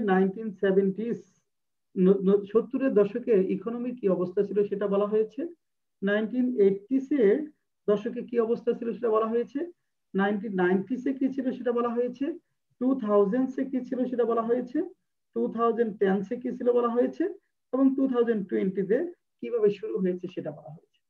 এবং এটা প্রত্যেকটা ঘটনার পিছনে আপনার ব্যাকগ্রাউন্ড, যে কি কারণে এরকম হয়েছে সেটা বলা আছে। এখন ধরেন 1970s থেকে শুরু করে 1990s পর্যন্ত আমাদের যে ইকোনমিক গ্রোথ, সেটা হচ্ছে স্লো ইকোনমিক গ্রোথের কথা বলা আছে, অর্থাৎ পার্সেন্টেজটা যে ডেটা বা পার্সেন্টেজ দেওয়া আছে সেটা কম দেখা যাচ্ছে, এবং সেখানে কিছু কারণের কথা বলা আছে। তারপরে 2001 থেকে 10 পর্যন্ত যেটা হয়েছে সেটা মিডিয়াম, সেটা কারণগুলো বলেছে। তারপরে 2010 থেকে বর্তমানে যে ডিকেডটা সেখানে হয়তো ফার্স্ট, সেখানে কিছু কারণ বলা হয়েছে। তাহলে আপনি কি করবেন? অর্থাৎ স্বাধীনতার প্রথম 3 দশক, 70 থেকে 90, 2 দশক, স্বাধীনতার প্রথম 2 দশক আমাদের ইকোনমিক যে গ্রোথটা ছিল সেটা হলো স্লো ইকোনমিক গ্রোথ ছিল এই কারণগুলোর জন্য। আবার তারপরের 2 দশক আমাদের মোটামুটি কিছুটা গণতন্ত্র স্থিতিশীল ছিল এবং গণতন্ত্রের দিকে আস্তে আস্তে ফিরে এসেছে, এবং তখন আপনার মিডিয়াম স্কেল আমরা অর্জনটা করেছি, বা এখানে ইকোনমিক যে গ্রোথটা ছিল সেটা মিডিয়াম স্কেলে ছিল। এবং পরবর্তী যে লাস্ট যে ডিকেডটা সেখানে আমাদের ইকোনমিক যে গ্রোথটা হয়েছে সেটা এবং হাই গ্রোথ রয়েছে, এই কারণ এটা। তাহলে এইভাবে আপনি 3টা প্যারায় টোটাল বিষয়টা আপনি নিয়ে আসতে পারছেন 3টা লাইনের মধ্যে। এইভাবে আমাদের ডেটা ফিগার পার্সেন্টেজ যেগুলো আছে সেগুলো আপনি নিয়ে আসবেন। অর্থাৎ এই যে 1972 এই কথা বলা যাবে না, 2010 এগুলা কোনো কিছুই থাকবে না। এগুলা কি করবেন? এগুলাকে ইয়ারাতে রূপান্তর করবেন, ডিকেডে রূপান্তর করবেন, অথবা সেঞ্চুরিতে রূপান্তর করবেন। Over the last 10 years, over the last 50 years, over the last 100 years। এই হলো আমাদের মোটামুটি সামারি, বিশেষ করে কোশ্চেনের যে নেচার, কোশ্চেনের যে প্যাটার্ন, সেই প্যাটার্নের আলোচনা। অর্থাৎ রিডিং প্যাসেজে আমাদের কিভাবে কোন ধরনের কোশ্চেন আসবে, কিভাবে আমাদের করতে হবে, এটা আপনাকে সবার আগে জানতে হবে। আরেকটা কাজ যেটা করতে হবে, এখন যেটা বললাম যে বোঝার যে বিষয়টা, রিডিং প্যাসেজ আপনারা যারা ব্যাংকে পরীক্ষা দেন, আমি এই যে দীর্ঘদিনের যে আমার অভিজ্ঞতা, 15 বছর ধরে ধরেন আপনাদের পড়াই বিসিএস ব্যাংক জব লেভেলের এই পরীক্ষা স্টুডেন্টদেরকে, তো এটা করতে গিয়ে এবং লেখালেখি করতে গিয়ে আমি যে জিনিসটা লক্ষ্য করেছি সেটা হলো রিডিং প্যাসেজটা আপনারা খুব কম গুরুত্ব দেন। মানে আসলে এটা ওই 30টা রিডিং প্যাসেজ বা 40টা রিডিং প্যাসেজ প্র্যাকটিস করে পরীক্ষার হলে যায়, সেটা স্টুডেন্ট সংখ্যা 2%ও পাই না আমরা। মানে অনেক কম যারা 20-25টা রিডিং প্যাসেজ প্র্যাকটিস করে গেছে, শুধু রিডিং প্যাসেজটা দেখে, কোশ্চেনগুলো দেখে, আনসার দেওয়া আছে আনসারটা দেখে দেখি তারা চলে যাচ্ছে। এটা আসলে রিডিং প্যাসেজ আপনার কিছুই হয় না, সত্যি কথা, আপনি কিছুই বোঝেন না রিডিং প্যাসেজে। এই জন্য যে কাজটা করতে হবে, একটা রিডিং প্যাসেজ নিয়ে আপনি শুরু করবেন, পড়বেন, পড়ে আপনি কোশ্চেনগুলো নিজের মতো করে লিখবার চেষ্টা করবেন। হ্যাঁ, লেখা ধরেন আপনি দেখেন 5টার মধ্যে 2টা পারতেছেন, আপনি 2টাই লেখেন। আর 3টা আপনি যেটুকু বোঝেন ওইটুকু লেখেন। লেখার পর আপনি বইয়ের সাথে যে বইটা পড়তেছেন সেই বইয়ের সাথে কনসাল্ট করেন। তাহলে দেখবেন যে আস্তে আস্তে এইভাবে 30টা রিডিং প্যাসেজ আপনি প্র্যাকটিস করতে পারেন, তাহলে রিডিং প্যাসেজ আপনি অনেক স্কিলড হবেন। এই জন্য যারা বিসিএস অথবা ব্যাংকের পরীক্ষা দেয় তাদেরকে আমরা সবাইকে বলি 2 ধরনের রিডিং প্যাসেজ আপনাকে এখানে প্র্যাকটিস করতে হবে। বিসিএস এর যে রিডিং প্যাসেজ ওগুলো সাধারণত স্ট্যান্ডার্ড রিডিং প্যাসেজ হয়, এর ব্যাংকের থেকে একটু বড় হয়, 10টা থিমেটিক কোশ্চেন থাকে। আপনারা ওখানে আরো অন্যান্য কোশ্চেন থাকে, টোটাল শুধু থিমেটিক যে 10টা কোশ্চেন থাকে বিসিএস এর বই থেকে, ওই 10টা থিমেটিক কোশ্চেনের আনসারটা আপনারা শিখবেন। তাহলে বিসিএস এর বই থেকে যদি 10টা রিডিং প্যাসেজ প্র্যাকটিস করেন আর ব্যাংক জবের বই থেকে যদি 30টা রিডিং প্যাসেজ প্র্যাকটিস করেন, এবং 40টা অথবা বিসিএস এর 10টা ব্যাংকের 20টা 30টা রিডিং প্যাসেজ যদি আপনি প্র্যাকটিস করে বাসায় প্র্যাকটিস করে পরীক্ষা হলে যেতে পারেন, তাহলে অটোমেটিক অনেক চেঞ্জ হয়ে গেছে আপনার লেখার স্টাইল, বোঝার স্টাইল, আন্ডারস্ট্যান্ডিং ক্যাপাসিটি, এগুলো অনেকখানি দেখবেন আপনি বেড়ে যাবে। অনেক সময় আছে যে অর্থ না বুঝে আপনি সেন্সটা ডেভেলপ হয়ে যাবে।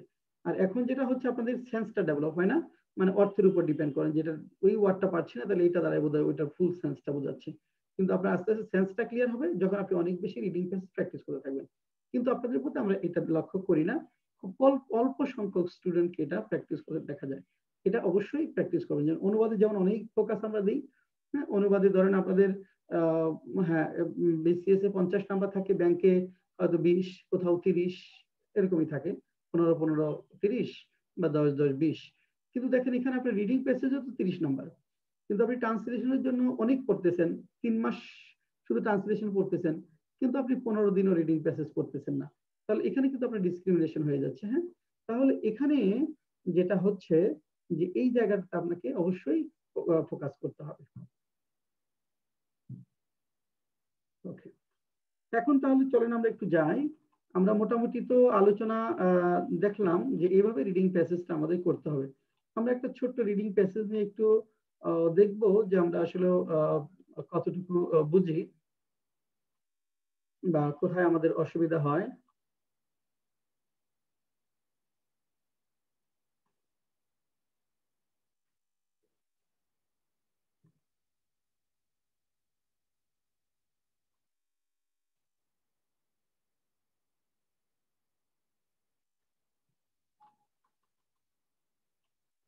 আচ্ছা, এটা আমাদের আসছে হলো দেখেন 3 গভর্নমেন্ট ব্যাংকস অফিসার ক্যাশ 2018 এসেছিল।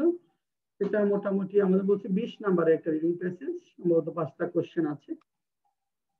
এখন আমরা এটা একটু করব রিডিং প্যাসেজটা, যেহেতু শর্ট আছে, রিডিং প্যাসেজটা পড়ে তারপর আমরা কোশ্চেনের দিকে যাব। একটু একজন একটু পড়েন তো reading প্যাসেজটা।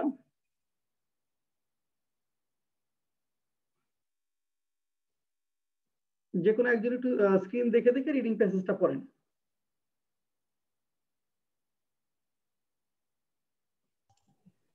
Okay. Once people wore garlic around their necks to ward off disease.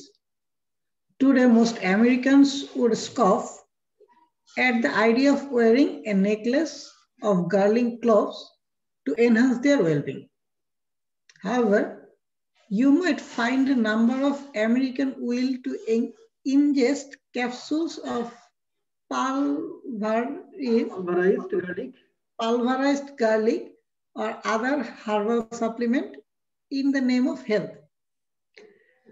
Complementary and alternative medicine, which includes a range of practice outside of conventional medicine such as herbs, homeopathy, massage, therapy, yoga, and acupuncture, hold increasing appeal for American. In fact, according to one estimates, 42 of Americans have used alternative therapies. In all age groups, the use of unconventional healthcare practice has steadily increased in the last 30 years, and the trend is likely to continue. Although people born before 1945 are the least likely to turn to these therapies. Why have so many patients turned to alternative therapies? Many are frustrated by the time constraint of managed care and alienated by conventional medicine focus on technology. Others feel that a holistic approach to healthcare better reflect their beliefs and values. Others seeks therapies that relieve symptoms associated with chronic disease, symptoms that mainstream medicine cannot treat. Some alternative therapies have seen cross the line into mainstream medicine as scientific investigation has confirmed their safety and efficacy. For example, physicians may currently prescribe acupuncture for pain management or to control the nausea associated with chemotherapy. Additionally, many US medical schools teach courses in alternative therapies, and many health insurance companies offer some alternative medicine benefits. এখন দেখেন কোশ্চেনগুলো, what is the main idea of the passage, example briefly. আমি এটা কিন্তু summary, হ্যাঁ, এটা কিন্তু এই রিডিং প্যাসেজের summary. Remember, according to the passage, which practice would not be defined as alternative medicine based on information given, what kind of person would be least likely to seek out alternative medical treatment?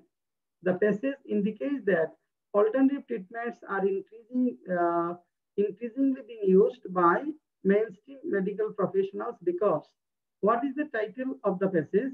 What do you learn after reading the passage? এই কোশ্চেনটা আপনি একটু খাতায় লেখেন। What is the title of the passage?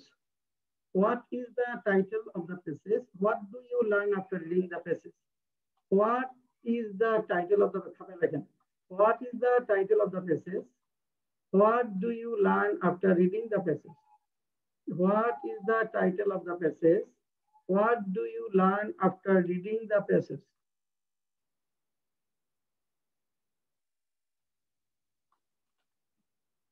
আচ্ছা, এখন এই একটা কোশ্চেনের আনসার আমরা ফাইন্ড আউট করতে চাই।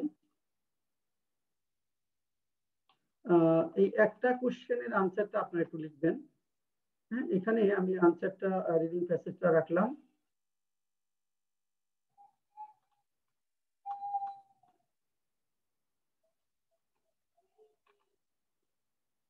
হ্যাঁ, এখানে পুরো রিডিং প্যাসেজটা দেখেন আছে, পুরো রিডিং প্যাসেজটা এখানে আছে। এই একটা কোশ্চেনের আনসার আপনার টাইটেল লিখবেন আর ওইটার উত্তরটা লিখবেন। সময় এটার জন্য 5 মিনিট, 5 মিনিটস টাইম লেখেন।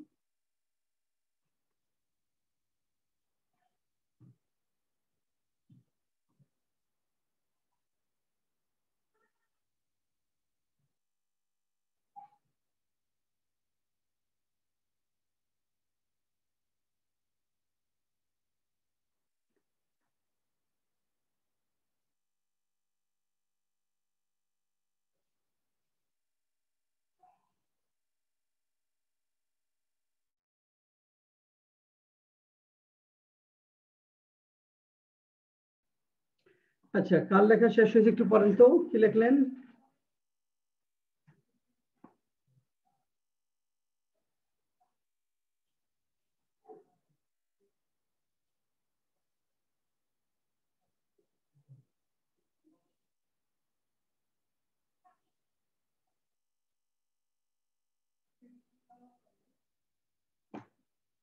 নাসিমা কি লিখেছেন?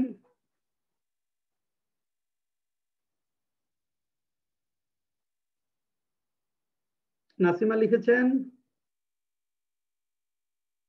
সুভাষ ঢালি লিখেছেন। স্যার আমি হচ্ছে কি যে মানে সাম ইয়ার মানে প্যাসেজে কি হেডিংটা হচ্ছে কি লেখা যায়, increasing uses of alternative medicine instead of conventional treatment across the America. হ্যাঁ হ্যাঁ হয়েছে। হ্যাঁ, তারপরে কি লিখলেন? পরেরটুকু তারপরেরটুকু বেসিক্যালি হচ্ছে কি যে লাইক আমি ওইভাবে চিন্তা করতে পারতেছি না যে এরপরে আর কি লেখা যায়। মানে আমি হচ্ছে কি ফার্স্ট লাইনটা লিখছি জাস্ট একটা। আচ্ছা, ওকে, আরেকজন একটু বলবেন? হ্যাঁ, ও টাইটেলটা হয়েছে, পরেরটুকু লিখতে পারেন। আর কে লিখেছেন? স্যার আমি শুধু টাইটেলটা লিখছিলাম। হ্যাঁ বলেন। Conventional versus unconventional treatment system of না, আমেরিকা। টাইটেলটা হবে না, ভার্সেসটা আসলে এখানে আসে নাই। ভার্সেসের যে বিষয়গুলো সেটা এখানে আসে নাই, আপনি টাইটেলে কোনো নাম্বার পাবেন না। আর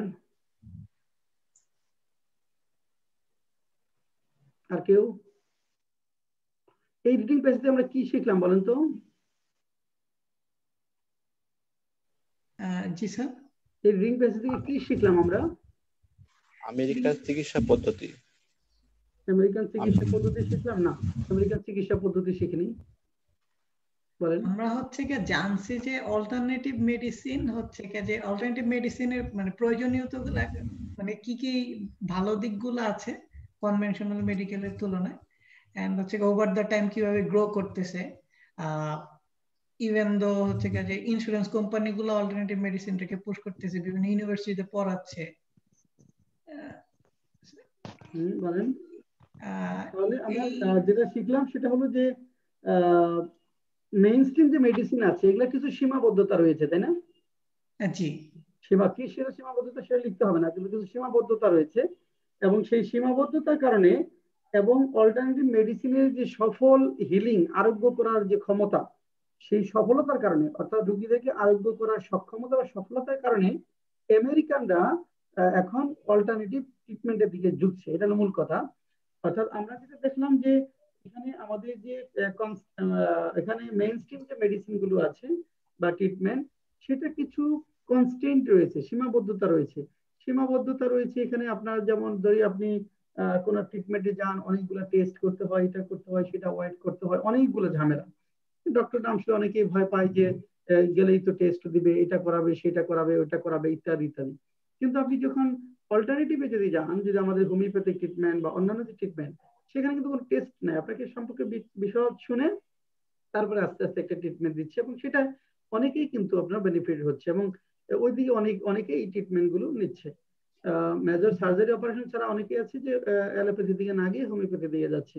তো ওইরকম একটা বিষয় যেখানে প্রথাগত যে কনভেনশনাল যে মেডিসিন সেটা সীমাবদ্ধতা, এবং এখানে যে অল্টারনেটিভ যে ট্রিটমেন্ট গুলো রয়েছে সেই ট্রিটমেন্ট গুলো বিশেষ করে হলিস্টিক অ্যাপ্রোচ, সামগ্রিক বিষয়গুলো দেখে এখানে ওইভাবে তারপর ট্রিট করা হয়। বিশ্বাস, যে ধর্মীয় বিশ্বাস, আদর্শিক বিশ্বাস যেগুলো আছে সেগুলাকে আমলে নিয়ে যখন ট্রিট করা হয় তখন পেশেন্টটা কমফোর্ট ফিল করে, বিশ্বাসের সাথে আস্তে আস্তে সে ট্রিটমেন্টটা নিতে থাকে, এই জন্য এটা আউটপুটটা পাওয়া যায় ভালো। কিন্তু যখন বিশ্বাসটা না থাকে তখন আউটপুটটা কম পাওয়া যায়। সব মিলে দুইটা জিনিস দেখেন, আমরা আনসার যেটা বলেছি, আমরা এখানে আনসারে যেটা বলেছি কি নাম্বার,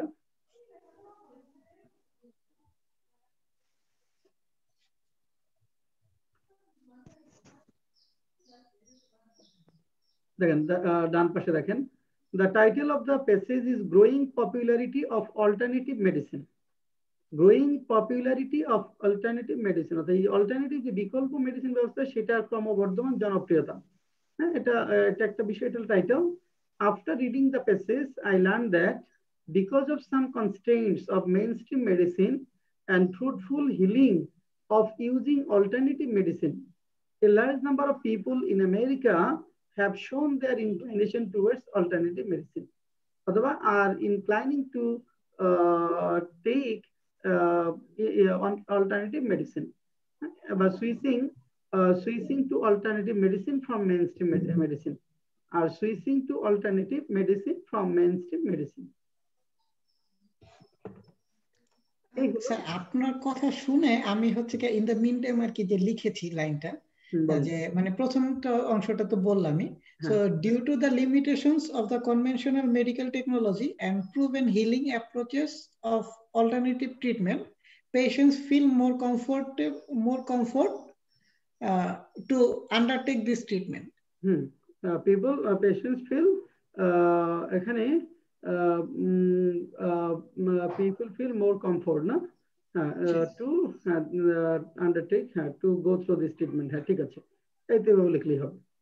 তাহলে আমাকে প্রথমে কোশ্চেনটা বুঝতে পারতে হবে, তারপরে আমাকে লিখতে হবে, তাই না? কোশ্চেন না বুঝে আন্দাজে লিখলে কিন্তু কোনো লাভ হবে না। টু দা পয়েন্টে আনসারটা হবে, টু দা পয়েন্টে আনসারটা হবে। So in that case, মানে আমার একটা প্রশ্ন আছে যে আপনি যেভাবে লিখতেছেন যে title of this passage is, and হচ্ছে কি যে after reading this passage I learn, মানে এই লাইনগুলা কি মানে লিখতে হবে নাকি হচ্ছে কি লাইনটা লিখতে হবে? এটাই তো চেঞ্জ হলো, কোশ্চেন আচ্ছা বলে আচ্ছা দিছে যে হোয়াট ডু ইউ লার্ন, দেখেন কোশ্চেন বলছে what do you learn after reading the, সবসময় কোশ্চেন থেকে আনসারটা শুরু করবেন, তাহলে আপনার নিজের ভাষায় হয়ে যাচ্ছে। দেখেন এখানে একটা বুঝতে বল করে পারছি। দিচ্ছি, বাম পাশে তাকান, what do you learn after reading the passage, কোশ্চেনে বলা আছে না, জি আপনি কোশ্চেনের শেষ অংশ থেকে আনসারটা শুরু করবেন। তাহলে after reading the passage I learn that, তাহলে একদম কোশ্চেনকে লিঙ্ক করলো আপনার সরাসরি, কোশ্চেনের শেষ অংশ থেকে আনসারটা শুরু করবেন। সেক্ষেত্রে কি স্যার টাইটেলটা ইনভার্টেড কমার মধ্যে রাখা লাগবে নাকি না রাখলেও চলবে? আচ্ছা, আপনি রাখতে পারেন, the title of the reading passage is, হ্যাঁ এখানে আপনি সিঙ্গেল ইনভার্টেড কমার ভিতরে রাখতে পারেন, growing popularity of alternative treatment, রাখলে ভালো, এখানে আইটালিক করতে পারেন, অথবা সিঙ্গেল সিঙ্গেল ইনভার্টেড কমার ভিতরে রাখতে পারেন। হ্যাঁ ঠিক আছে স্যার, থ্যাংক ইউ স্যার। হ্যাঁ, আর কোনো কোয়েরি আছে দেখেন তো? বাবুল এখন তো কোনো কথা বলছেন না। স্যার আমি বেসিক্যালি বলছি। বাবুল এখনই বলছেন, আচ্ছা আচ্ছা।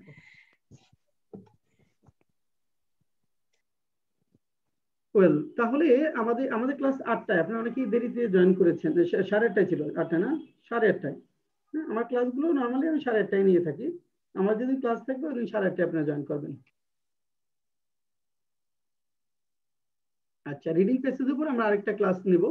রিডিং প্যাসেজটা আপনার যে কথাগুলো বললাম রেকর্ডেড ভিডিওগুলো একটু দেখবেন, এবং আমরা এখানে যে বিভিন্ন পরীক্ষা যেগুলো আসে এর মধ্যে যেগুলো জটিল, যেগুলো অনেকগুলো আছে সহজ, পড়েই বোঝা যায়, যেগুলো একটু ঝামেলাপূর্ণ ওইরকম কিছু বিষয় আমরা আলোচনা করব আপনাদের আগামী ক্লাসে। তারপরে আমরা ফোকাস রাইটিং এবং ক্রিটিক্যাল রাইটিং এরও কিছু বিষয় নিব। বিজনেস লেটারও একটা করে আমরা শেষ করব চিন্তা করছি। মোটামুটি আপনাদের রিডিং প্যাসেজ আরেকটা ক্লাস দিব, এবং ফোকাস রাইটিং এর উপর আমি একটা ক্লাস মিনিমাম নেব, ক্রিটিক্যাল রাইটিং একটা, এবং ওখানে বিজনেস লেটার ওই পার্টগুলোর উপর একটা একটা ক্লাস দিয়ে আপনাদের একটা কমপ্লিট একটা প্রস্তুতি কিভাবে নেওয়া যায় সেই সম্পর্কে একটা গাইডলাইন। অলরেডি আপনারা তো গাইডলাইন পেয়েছেন, শুভ্র বাসাক সর্বদা আপনাদের ক্লাস নিয়েছে তাই না ফোকাস রাইটিং গুলোর উপর? স্যার বিজনেস লেটারের উপরও নিছে। বিজনেস ফোকাস রাইটিং এর ক্লাস হয়েছে না আপনাদের? জি স্যার, ফোকাস। হ্যাঁ, ফোকাস রাইটিং এর ফোকাস কিছুটা রাইটিং ধারণা এবং তো বিজনেস লেটার নিশ্চয়ই হয়েছে। দুটাই হয়েছে। আমরা আরেকটা ক্লাস নিলে মোটামুটি 2 জনের টিচার ক্লাস পেলে আপনাদের ওই বিষয়গুলো সম্পর্কে অনেকখানি ক্লিয়ার আইডিয়া হবে। আর আমাদের যেটা হলো যে পিডিএফ ফাইলগুলো আপনাদের দিচ্ছি, এগুলো পড়লে আপনাদের হবে। সেক্ষেত্রে ফোকাস রাইটিং এর ক্ষেত্রে কিছু কৌশল অবলম্বন করতে হয়, সেগুলো নিয়ে আমরা কিছু কথা বলবো। তো রিডিং প্যাসেজ সম্পর্কে আপনারা কিছুটা জিস্ট হলো জিএস, এইভাবে রিডিং প্যাসেজগুলো লিখতে হবে, শুধু পড়লেই হবে না, আপনাকে পড়তে হবে একটু কৌশলগতভাবে, পড়তে হবে একটু কৌশলগতভাবে, কোন জায়গায় কি পড়তে হবে সেই জিনিসগুলোর উপর ফোকাস থাকবে। কার কোনো কোয়েরি আছে কিনা বলেন? স্যার একটা হচ্ছে কি রিকোয়েস্ট, যে মানে কিছু হচ্ছে কি যে প্র্যাকটিসের জন্য কিছু প্যাসেজ কি হচ্ছে কি যে আমাদের দিয়ে দেওয়া যাবে, যে মানে এগুলো হচ্ছে ও প্র্যাকটিস করতে। আচ্ছা, এটা তাহলে এক কাজ করেন, আপনারা এই যে আপনাদের পিডিএফ ফাইল দিয়েছি, হ্যাঁ জি স্যার। আপনারা 1 থেকে 10 পর্যন্ত প্র্যাকটিস করে ফেলেন আগামী সপ্তাহের আগে, সময় তো 1 সপ্তাহ আছে, 1 থেকে 10 পর্যন্ত প্র্যাকটিস করেন। এখানে সমস্যা যেগুলো পেলেন সেগুলো আলোচনা করলাম, আর এর বাইরে যেগুলা কঠিন আছে সেগুলো আলোচনা করলাম। ঠিক আছে স্যার। পিডিএফ ফাইল তো দিয়েছি, প্রায় এখানে 40টার মতো রিডিং প্যাসেজ আছে। হ্যাঁ, ঠিক আছে প্রায় স্যার। 40টার মতো রিডিং প্যাসেজ আছে। এখান থেকে প্রথম 10টা আপনারা প্র্যাকটিস করেন। ওটা করতে গিয়ে আপনারা কিছু কোশ্চেন নিজের মতো করে লেখেন, এবং আনসারের সাথে যখন কন্ট্রাডিক্ট করবে বা যেটা আপনি লিখলেন সেটা আমাদের আনসার থেকে অনেক ভালো হতে পারে, ওটা আমরা দেখতে পারবো। কারণ হলো যে একটা জিনিস নিয়ে যখন আপনি একসাথে কাজ করবেন একটা না, তখন অনেক ভালো জিনিস বেরিয়ে আসবে। বেরিয়ে আসবে, অনেক সুন্দর উপস্থাপন হবে। বুঝতে পারছি sir, thank you sir. Fatima, কোনো কোয়েরি আছে? না স্যার, বুঝতে পারছি। আফরুজা নামে একজন আছেন, আপনার কোনো কথা শুনছি না, আছেন আপনি আফরুজা?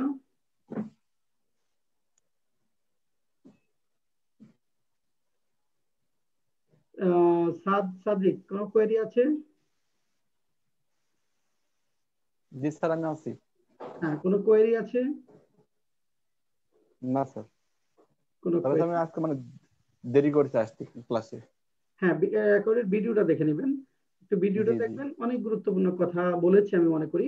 কারণ প্রত্যেকটা জিনিস স্টাডি করবার আগে ওইটা সম্পর্কে আপনার কোন ধরনের কোশ্চেনের মুখোমুখি হতে হবে ওইটাকে জেনে তারপর যদি শুরু করেন তাহলে অনেক সুবিধা হয়। জি স্যার।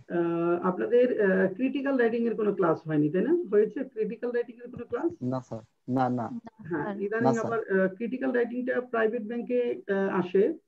ক্রিটিক্যাল রাইটিং আর্গুমেন্টেটিভ এসে, বোথ দ্য ভিউজ ডিসকাশন এসে, হ্যাঁ, ওগুলা আসে। ইদানিং কয়েকদিন আগে একটা ব্যাংকের পরীক্ষায় বোধহয় আর্গুমেন্টেটিভ একটা এসে আসছে তাই না?